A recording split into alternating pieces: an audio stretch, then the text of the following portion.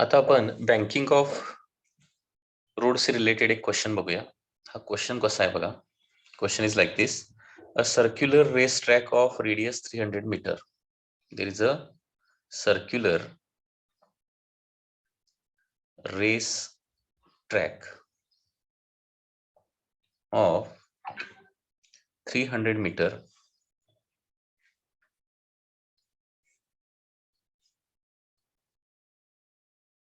is banked at an angle of 15 degree. Is banked at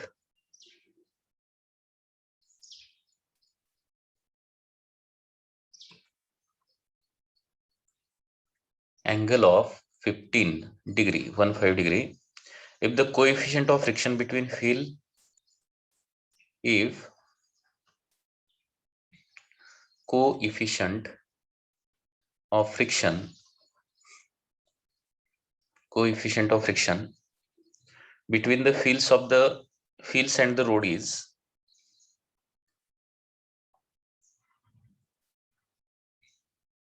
wheels and road is 0.2,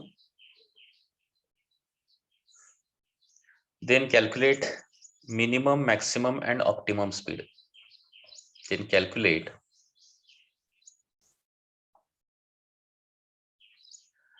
minimum, maximum and optimum speed. Okay, म्हणजे तिन्ही speed तुम्हाला इथे calculate करायचे आहेत. ठीक आहे. सर्क्युलर रेस ट्रॅक आहे, रेडियस दिलेली आहे 300 metre. Okay, so here we can write r is equal to 300 metre. Angle of banking is given as 15 degree. Coefficient of friction mu is given as 0.2. Minimum, maximum, optimum speed. आता first of all minimum speed calculate करूया. मी तुम्हाला सांगितलेलं आठवते का बघा, phi minimum काढण्यासाठी formula काय बघा, phi minimum is equal to under root RG in bracket. न्यूमरेटरला काय पाहिजे, मिनिमम येण्यासाठी मायनस साइन पाहिजे आणि डिनॉमिनेटरला काय पाहिजे, प्लस साइन पाहिजे. So tan theta minus mu upon 1 plus mu tan theta. Okay, बरोबर ना, tan theta minus mu upon 1 plus mu tan theta. So this is the formula. याच्यामध्ये सगळ्या व्हॅल्यूज तुम्हाला प्लेस करून कॅल्क्युलेशन करावं लागणार आहे. R is given as 300. G assume करूया आपण 10, जी ची व्हॅल्यू 10 घेऊया.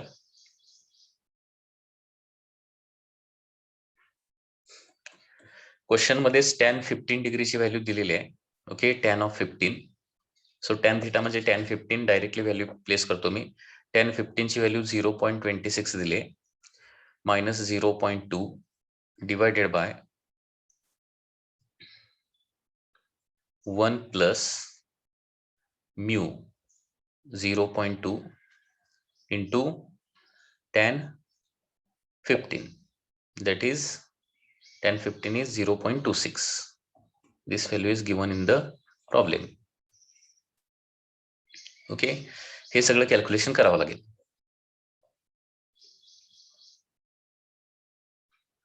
So 300 into 10 into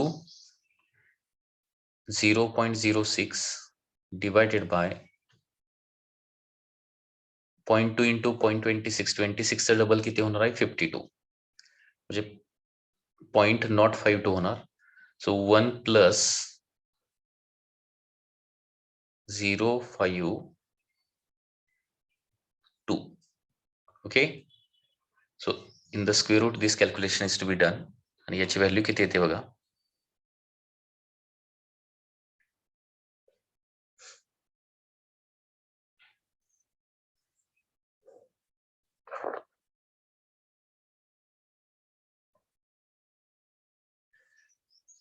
so this value is coming to be 13.08 meter per second.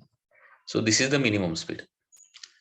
म्हणजे याच्यापेक्षा कमी स्पीड्स ठेवलं तर there is a possibility of slipping of the that vehicle inside inward direction. Okay, second phi maximum काढायचं आहे.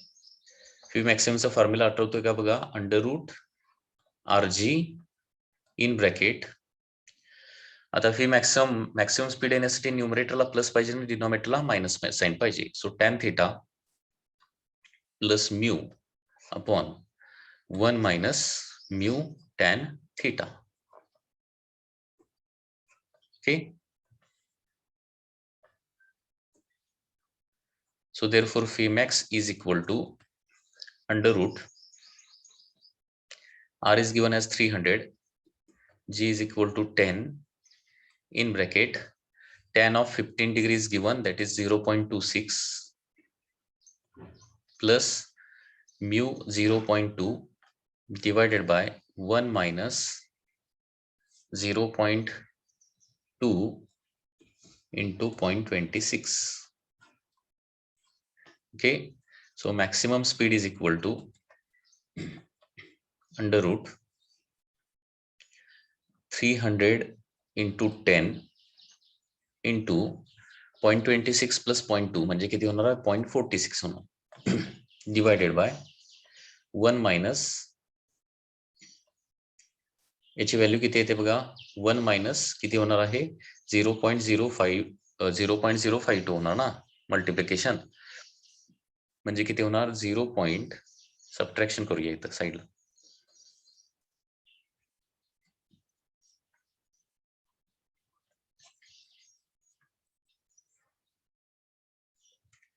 0.968 येणार आहे. So value of maximum speed is equal to, okay, so this is 1.000 minus 0.052 म्हणजे 0.948 येणार. Okay, आणि हे calculation केल्यानंतर answer येतं 38.15 metre per second. So this is the maximum speed. And what is the optimum speed? Optimum speed म्हणजे speed without wear and tear of the tire.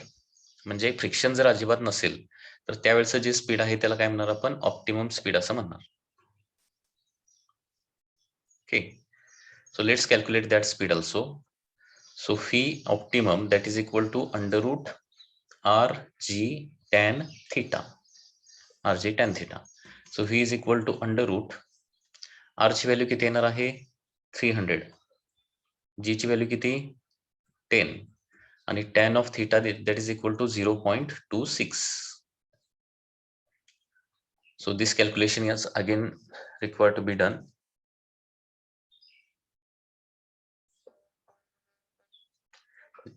(300 into 10 into 0.26). So this is coming to be 27.93. 27.93 metre per second.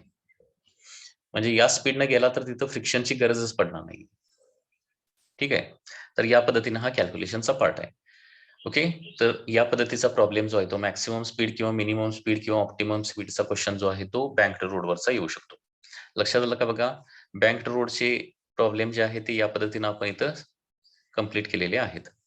आता बँक्ड road आणि plain रोडशी related आणखी काही महत्वाचे notes इथं लक्षात घ्या. Notes आता त्याच्यामध्ये फर्स्ट नोट काय असणार आहे बघा, प्लेन कर्व रोड असेल सुरुवातीला, plane curved road. Okay, if there is a plane curve road म्हणजे अशा प्रकारे प्लेन आहे आणि कर्व रोड आहे म्हणजे बँकड नाहीये, इन्क्लाइन केलेला नाहीये. तर प्लेन कर्व रोडवर जर व्हेकल टर्न घेत असेल तर कुठले टायर्स बर्स्ट होण्याची शक्यता जास्त असते, असा एमसीक्यू विचारला जाऊ शकतो. Which tyres of the vehicle are likely to burst, कुठले टायर फुटण्याची शक्यता असते. आता ज्या टायरवर जास्त प्रेशर येतं, व्हेकलच्या ज्या टायरवर जास्त प्रेशर येतं ते टायर फुटण्याची शक्यता असते. ओके, आता बघा या व्हेकलला या पद्धतीने काय असणार आहेत, 4 टायर्स असणार आहेत. हे जे टायर्स आहेत त्याला इनसाइड टायर असं म्हणणार आहे आणि हे जे आहे ते आउटसाइड टायर्स असं म्हणणार आहे, outer tyres, and this is inner tyres. ठीक आहे, तर ज्यावेळी टर्न घेत असतं व्हेकल त्यावेळी सेंट्रिफ्युगल फोर्समुळं काय होतं, त्या व्हेकल मध्ये रोटेशनल मोशन म्हणजे बाहेरच्या डायरेक्शन ते व्हेकल टिल्ट होण्याची शक्यता असते. हे बघा, सपोज पुन्हा एकदा हे एक व्हेकल आहे, like this is front side, suppose vehicle is like this. ठीक आहे. आता हे व्हेकल ज्यावेळी इकडे असं टर्न घेणार आहे लेफ्टला, त्यावेळी काय होणार आहे, सेंट्रिफ्युगल फोर्स त्याला आउटवर्ड डायरेक्शन ऍक्ट होणार आहे. And this is trying to topple the vehicle, म्हणजे त्याला रोटेट करून पलटी करण्याची शक्यता असतात. त्याच्यामुळे काय होणार आहे, होल लोड जो आहे व्हेकलचा तो काय होणार आहे, आउटर टायरवर येणार आहे. लक्षात घ्या, हे जे आउटर बाहेरचे टायर आहेत, कारण व्हेकल असं टिल्ट होणार ना, एका साईडला असं टिल्ट होण्याची शक्यता आहे व्हेकल रोडवर या पद्धतीनं, due to centrifugal force. Centrifugal force काय करतात, त्याला टिल्ट करायचा प्रयत्न करतात बाहेरच्या बाजूला टर्न घेत असताना. आणि त्याच्यामुळं व्हेकलचा जो लोड आहे तो सगळा लोड किंवा त्याचं जे वेट आहे ते कशावर पडणार आहे, आउटर टायरवर पडणार आहे. So while vehicle is taking turn on plane road. Okay, महत्वाची गोष्ट आहे, प्लेन कर रोडवर जास्त लोड कुठल्या टायर्सवर पडतो, आउटर टायर्सवर. Okay, so outer tyres has more load. Okay, so therefore they are likely to burst.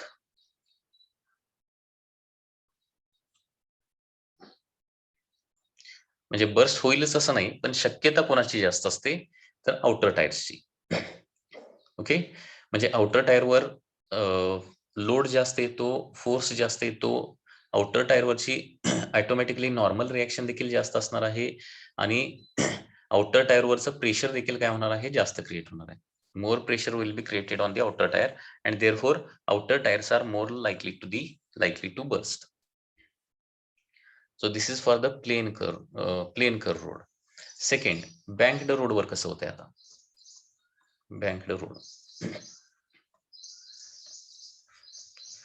आता banked road वर 3 केसेस येणार. First, speed of the vehicle is less than phi optimum. Phi optimum म्हणजे under root RG tan theta. तर optimum speed पेक्षा कमी speed व्हेकलचा असेल तर काय होणार आहे, already vehicle is tilted like this. Okay, and therefore there is more pressure on the inner tire. Okay, more load or pressure on inner tire and therefore कुठल्या टायर बर्स्ट होण्याची शक्यता जास्त आहे, तर ह्या इनसाइड टायर जे आहेत, हा कर्वेचर आहे ना, इनसाइड म्हणजे आतल्या बाजूचे हे जे टायर्स आहेत, inside tyres are more likely to burst. Okay, because pressure is more on the inner tyres, more load on the inner tyres. त्याच्यानंतर phi is equal to phi optimum असेल, phi is equal to phi optimum म्हणजे speed जर optimum speed एवढं exactly असेल तर काय येणार आहे, same load on all tyres असणार आहे.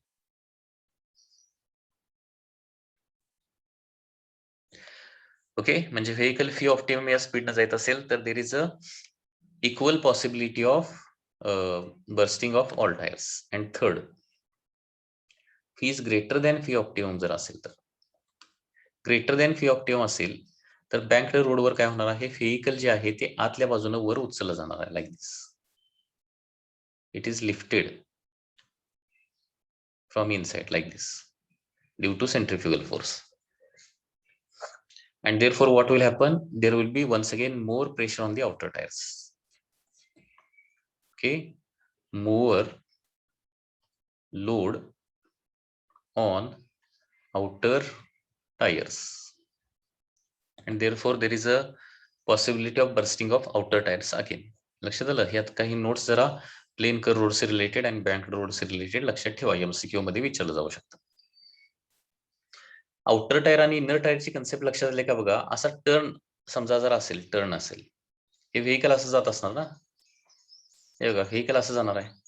आता हा जर रोड असेल तर रोडची इन साइड कुठली येणार, ही जी येणार आहे ती इनर साइड येणार ना, इनर साइड. ओके, आणि ही काय येणार आहे, आउटर साइड येणार. म्हणजे लेफ्टला व्हेकल टर्न घेत असेल तर लेफ्ट साइड ही इनर साइड आणि राईट साइड ही आउटर साइड असणार आहे. आणि राईटला टर्न घेत असेल तर व्हेकल असं राईटला जर टर्न घेत असेल, ठीक आहे, तर ही त्याची काय होणार आहे, इनर साइड होणार आहे आणि ही काय होणार आहे, आउटर साइड. लक्षात येते.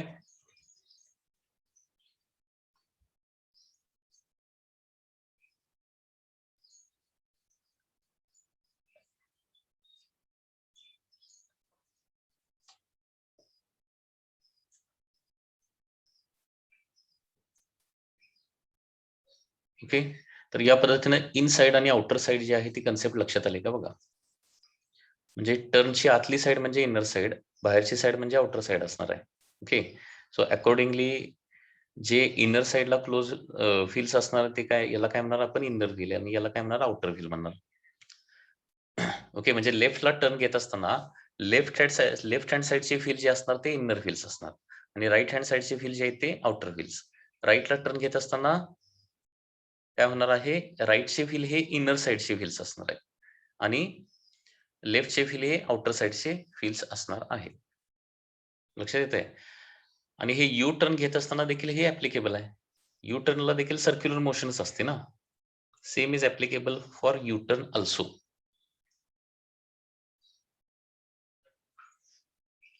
आता नेक्स्ट कन्सेप्ट आपण बघूया, that is bending of the cyclist or motorcyclist. Bending of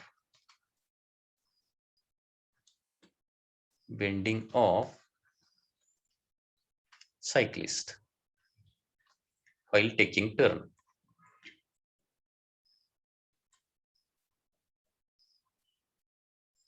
आता हे तुम्ही एक्सपिरियन्स केलेला असेल, तुम्ही देखील केलेला असणार आहे, की ज्याच्यामध्ये तुम्ही मोटरसायकलच्या साहाय्याने किंवा सायकलच्या साहाय्याने तुम्ही टर्न घेत असताय, त्यावेळी तुम्ही टर्न घेत असताना एका साईडला बेंड झालेला असताय, एका साईडला कललेला टिल्ट झालेला असताय, बरोबर आहे ना. तर त्याचा प्रॉब्लेम आपल्याला आता बघायचा आहे. Okay, suppose this is a horizontal surface, road surface, okay, and there is a motorcyclist. This is suppose vertical line. आता सायक्लिस्ट टर्न घेत असताना कुठल्या तरी एका साईडला टिल्ट झालेला असतो. म्हणजे पुन्हा एकदा बघा, तुम्ही लेफ्ट हँड साईडला टर्न घेत असताना लेफ्ट हँड साईडला थोडंसं टिल्ट झालेलं असतंय, राईट हँड साईडला टर्न घेत असताना राईट हँड साईडला थोडं टिल्ट झालेलं असणार आहे, बरोबर. म्हणजे for example this is vertical line, तर सायक्लिस्ट जो आहे तो या पद्धतीनं at a certain angle tilt झालेला असणार आहे.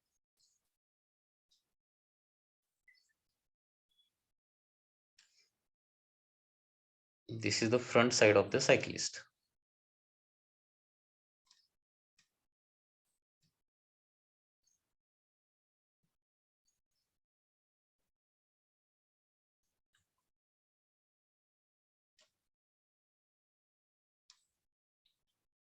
ओके, म्हणजे टर्न घेत असताना सायक्लिस्ट जो आहे तो एका सर्टन अँगल मध्ये टिल्ट झालेला असणार आहे.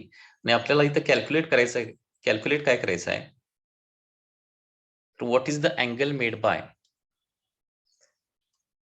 The cyclist with the vertical while taking turn. हा अँगल थीटा किती असेल तो फाइंड आउट करायचा. ओके, आता इथं ऍक्ट होणारे फोर्सेस बघा. ज्यावेळी आपण टर्न करत असतो त्यावेळी काय होणार आहे, ही सायकल आउटवर्ड डायरेक्शन स्लिप होण्याची शक्यता आहे, आणि आउटवर्ड डायरेक्शन स्लिप होऊ नये म्हणून याच्यासाठी इथं फोर्स कुठला असणार बघा, फोर्सेस मी दाखवतोय आता. तर पहिला फोर्स असणार आहे that is frictional force. Okay, so this is the FS, frictional force, static frictional force. हा जो फोर्स आहे तो त्या सायकलला बाहेर स्किड होऊ देणार नाही. ओके, म्हणजे सफिशियंट फोर्स असेल तर, otherwise there is a possibility of skidding. त्याच्यानंतर दुसरी गोष्ट म्हणजे काय येणार आहे, there will be normal reaction. Normal reaction is always perpendicular to the surface. So normal reaction will be in this direction. Okay, this is the normal reaction. हे दोन forces झाले. सायकल बाहेर स्किड होऊ नये बाहेरच्या डायरेक्शन म्हणून काय असणार आहे, इनवर्ड डायरेक्शन फ्रिक्शनल फोर्स असला पाहिजे. दुसरी गोष्ट म्हणजे त्या सायकलचं जेवढं वेट सरफेसवर पडणार आहे तेवढे एक्झॅक्टली नॉर्मल रिएक्शन क्रिएट होणार आहे. तिसरा फोर्स म्हणजे काय असणार आहे, वेट. वेट कसं ऍक्ट होणार आहे, from centre of mass in vertically downward direction.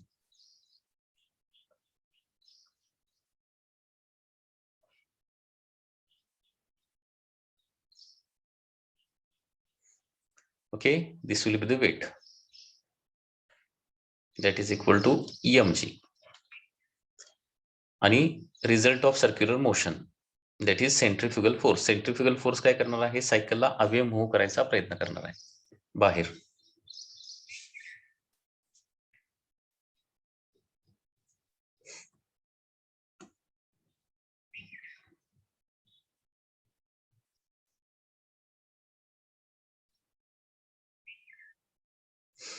Okay, that is the centrifugal force, that is m v square by r.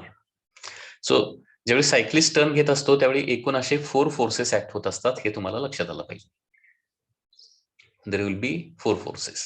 Okay, आता when cyclist is taking turn centripetal force काय असेल असं विचारलं तर centripetal force काय येणार आहे, it is always equal to frictional force toward center. कारण टर्न घेत असताना हा असा टर्न असणार ना, हा जो रोड आहे तो या पद्धतीने असणार आहे. It should be like this. Okay, so cyclist along the turn असं ट्रॅव्हल करत असणार आहे आणि टर्न करत असताना तो बेंड झालेला असणार आहे विथ व्हर्टिकल, म्हणजे सेंटर ऑफ सर्क्युलर मोशन इकडे कुठेतरी असणार आहे. So this is the diagram. Okay, so जेव्हा जेव्हा लक्षात घ्या सायक्लिस्ट टर्न घेतो तेव्हा तेव्हा काय होतो, तो आतल्या साईडला टिल्ट होतो with respect to vertical and theta is the angle made with respect to vertical. आता फ्रॉम डायग्राम काय काय रिलेशन्स इथे येणार आहेत बघा. फ्रॉम डायग्राम फ्रिक्शनल फोर्स म्हणजे सेंट्रिपेटल फोर्स असणार आहे, that is M V square by R असणार आहे. Frictional force F S is equal to M V square by R. त्याच्यानंतर normal reaction is always equal to M G असणार आहे. Normal reaction is equal to काय असणार आहे, M G. Okay, frictional force is M V square by R and normal reaction is equal to M G. दिसते का बघा, M G is downward, normal reaction is upward. जेवढा M G असला पाहिजे तेवढीच नॉर्मल रिएक्शन असली पाहिजे. Frictional force is the centripetal force, किंवा from the diagram also towards right आहे फ्रिक्शनल फोर्स, टुवर्ड्स लेफ्ट आहे M V square by R and therefore F S is equal to M V square by R येणार आहे. ठीक आहे, हे लक्षात आलं का बघा. आता हा अँगल थीटा काढायचा आहे आपल्याला. आता बघा, हे नॉर्मल रिएक्शन आणि फोर्स यांचा रिझल्टंट जो आहे ना, तो कसा असला पाहिजे, रिझल्टंट बरोबर अलॉंग द सायकल असला पाहिजे, along the axis of the cycle. लक्षात येते का?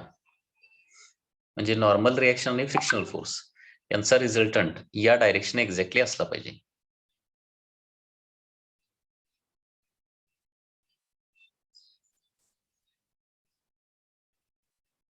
या पद्धतीनं.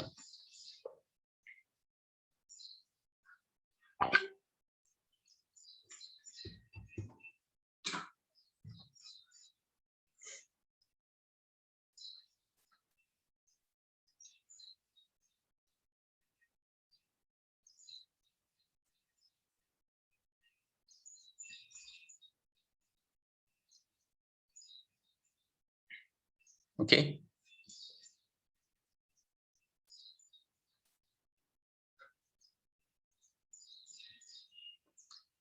so this is the resultant force of the normal reaction and frictional force. दोघांचा जो रिझल्टंट आहे तो या पद्धतीने असा असला पाहिजे. ओके, पुन्हा इथे एकदा डायग्राम ड्रॉ करतो. हे बघा, फ्रिक्शनल फोर्स इनवर्ड डायरेक्शन या पद्धतीने असणार आहे. Normal reaction exactly vertically upward direction असणार आहे. आणि या दोघांचा जो रिझल्टंट आहे तो असा येणार आहे बाय पॅरेललोग्राम लॉ मेथड. दोघांचा रिझल्टंट जो आहे तो या डायरेक्शन येणार आहे. आणि हा जो रिझल्टंट आहे तो एक्झॅक्टली सायकलच्या along the cycle axis of the cycle असला पाहिजे. म्हणजे हा अँगल किती येणार तुमचा, एक्झॅक्टली थीटा येणार आहे. आता या डायग्राम नुसार काय येणार बघा, फ्रॉम अबव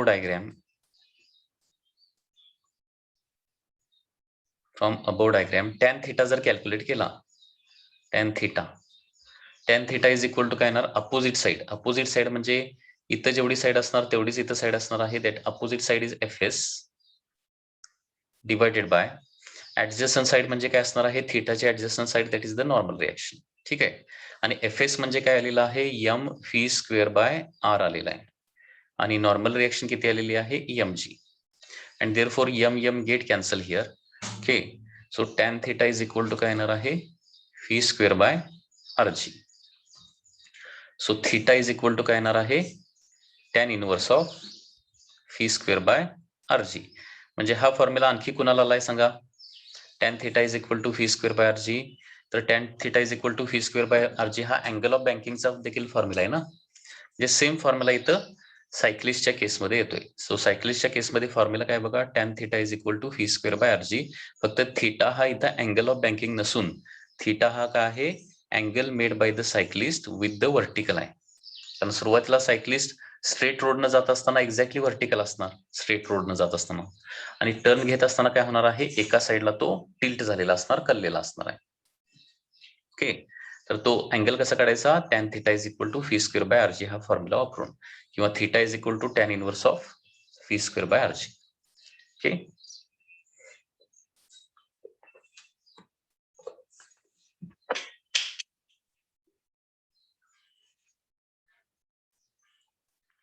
म्हणजे हा थिटा जो आहे तो कशावर डिपेंड असतो बघा, it depends upon two things, first is V and second is the R.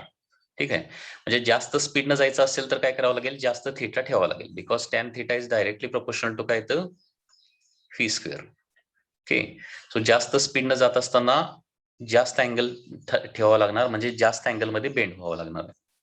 आणि त्याचबरोबर tan theta is inversely proportional to काय आहे, radius of that circular path असणार आहे.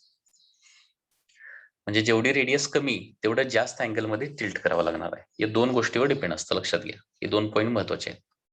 ओके, सो सायक्लिस्ट किती अँगल मधून टिल्ट व्हायला पाहिजे हे दोन गोष्टीवर डिपेंड असणार. एक म्हणजे speed of the cycle and second is the radius of the turn. जास्त स्पीडनं जायचं असेल तर जास्त अँगल मध्ये टिल्ट व्हावं लागेल, आणि कमी रेडियसच्या पाथनं जर जायचं असेल तर जास्त अँगल मध्ये टिल्ट करावं लागणार आहे. Okay, let's see one problem related to this problem of the cyclist. A cyclist speeding at 6 meter per second. Question कसा आहे बघा, स्पीड ऑफ द सायक्लिस्ट दिलेला आहे 6 meter per second. Okay, a cyclist speeding at 6 meter per second in a circle of radius. In a circle of radius is given as 18 meter. जे एक सायक्लिस्ट 18 metre रेडियसच्या circle मध्ये 6 metre per second न travel करतोय. Determine the value of theta. Determine the value of theta. That is the angle made by the cyclist with vertical while taking turn. Also determine minimum possible value of coefficient of friction. Mu ची value देखील calculate करायला सांगितली. Mu ची value किती असली पाहिजे. Okay, दोन गोष्टी कॅल्क्युलेट करायच्या. आता बघा, किती अँगल मध्ये टिल्ट करावं लागेल त्याचा फॉर्म्युला काय आहे, tan theta is equal to V square by RG. So V square म्हणजे काय होणार, 6 चा स्क्वेअर किती होणार 36 डिवायडेड बाय आर ची व्हॅल्यू 18. जी ची व्हॅल्यू अप्रॉक्सिमेटली इथं जी ची व्हॅल्यू दिलेली नाही, जी ची व्हॅल्यू दिलेली नसेल तर 9.8 घ्यावी लागणार आहे. So 18 2s are 36, 2 divided by 9.8, that is 1 divided by 4.9. Okay, हे कॅल्क्युलेशन करावं लागणार आहे. So theta is equal to tan inverse of 1 divided by 4.9. Okay, and this value is coming to be 11 degree 32 minutes. 11 degree 32 minutes. म्हणजे approximately 11 degree मध्ये काय करावं लागेल, सायकलिस्टला bend करावं लागेल, सायकलला बेंड करावं लागणार आहे while taking turn. After that mu कसं कॅल्क्युलेट करायचं, पुन्हा एकदा ती डायग्राम आठवली पाहिजे तुम्हाला. तर पहिली गोष्ट म्हणजे N is equal to M G असतं ना, आणि दुसरी गोष्ट म्हणजे काय असतं, frictional force is equal to M V square by R असतं. हे दोन रिलेशन वापरून आपल्याला कॅल्क्युलेशन करावं लागणार ते. आता F S is equal to M V square by R. Okay, आणि फ्रिक्शनल फोर्सचा फॉर्म्युला असतो म्यू इंटू नॉर्मल रिएक्शन. हा स्टँडर्ड फॉर्म्युला आहे, लक्षात घ्या, M V square by R. आणि नॉर्मल रिएक्शन किती येते या केसमध्ये, एम जी एवढी येते exactly. So mu M G is equal to M V square by R. Okay, so from this m and m get cancel, mu is equal to phi square by rg येणार. mu is equal to phi square by rg. So mu is equal to phi square, that is 36 divided by rg, r into g, 18 into 9.8. So value of mu is 1 divided by 4.9. Okay, same value येणार आहे, 1 divided by 4.9.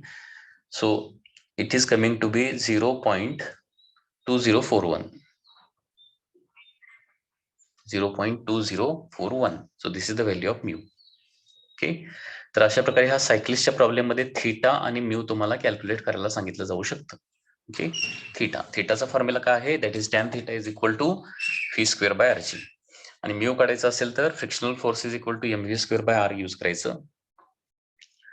आणि frictional force is equal to mu into normal reaction असणार, आणि normal reaction म्हणजे MG असणार आहे. So mu MG is equal to M V square by R. So म्यूचा formula येणार V square by RG.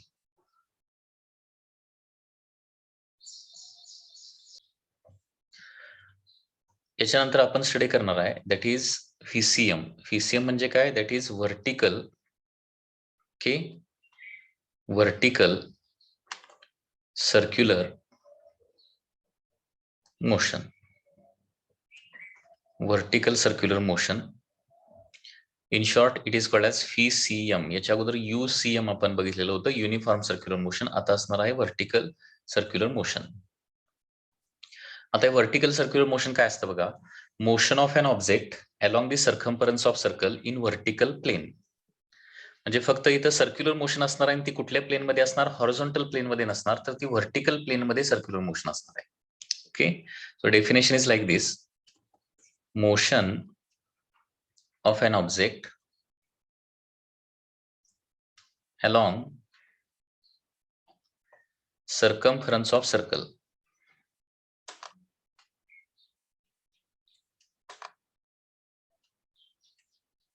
Motion of an object along circumference of circle in vertical plane. In vertical plane is called as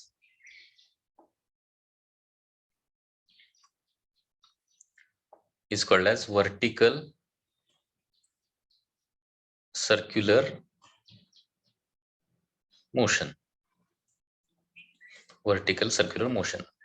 okay, याचे examples जर द्यायचे झाले तर example काय येणार आहेत? तर that is stone tied to a string and revolved in a vertical circle. Stone tied to a string and revolved in vertical circle.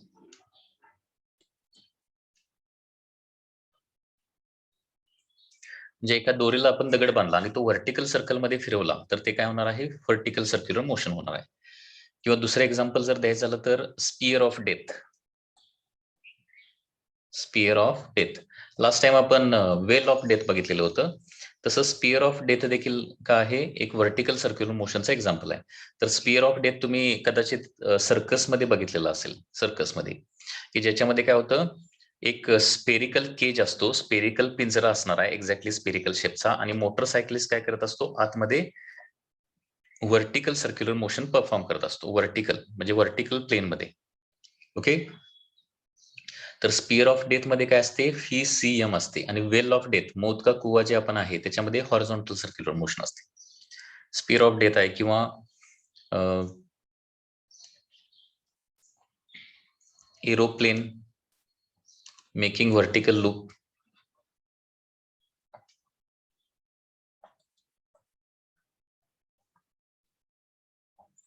Okay, काही वेळेला एरोप्लेन जे आहे ते vertical circular motion vertical circle मध्ये फिरत असतं. ओके, म्हणजे ते परफॉर्म करतात. That is example of the vertical circular motion. आता व्हर्टिकल सर्क्युलर मोशन ही युसीएम असणार आहे का नॉन युसीएम असणार आहे? तर ग्रॅव्हिटीचा इफेक्ट तिथं असेल. ओके, ग्रॅव्हिटीमुळे त्याचं स्पीड आता मोस्टली काय होणार आहे? व्हर्टिकल सर्कल मध्ये फिरत असल्यामुळं ते वरून खाली येणार आहे आणि त्याचबरोबर खालून वर जाणार आहे. आणि तिथं ग्रॅव्हिटीचा इफेक्ट जर असेल तर काय होणार आहे? ग्रॅव्हिटीमुळं खाली येताना स्पीड वाढत जाणार आणि वर जाताना स्पीड कमी कमी होत जाणार आहे. Okay, so due to gravity म्हणजे ग्रॅव्हिटीचा इफेक्ट जर असेल तर due to gravity vertical circular motion become non uniform circular motion. Non UCM होतं, कारण स्पीड कॉन्स्टंट राहू शकत नाही. जर स्पीड कॉन्स्टंट राहिलं तर त्याला युनिफॉर्म सर्क्युलर मोशन असं म्हणतो. ग्रॅव्हिटीमुळे काय होतं? स्पीड कमी जास्त होतं. So due to gravity what will happen? This vertical circular motion will become non uniform circular motion. Okay, आता जर ती नॉन युसीएम असेल तर व्हीसीएम मध्ये कॉन्स्टंट काय काय राहणार बघा. What will remain constant? तर त्याच्यामध्ये in VCM only total energy remains constant. Only total energy remains constant. Only total energy remains constant. Okay. आणि VCM मध्ये चेंज काय काय होतं, मोस्टली सगळ्या गोष्टी चेंज होणार आहेत. ओके, म्हणजे कुठल्या कुठल्या velocity, speed, kinetic energy, okay, after that potential energy, kinetic energy, potential energy, linear momentum,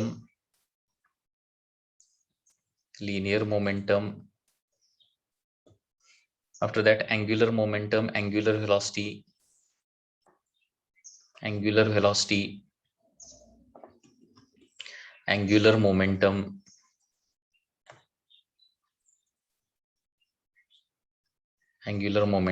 okay, are changes, continuously change होणार आहे. Okay, so in VCM these are only total energy will remain constant, and in VCM, okay, these physical quantities are going to change. All these physical quantities are going to change continuously, and this happens due to gravity.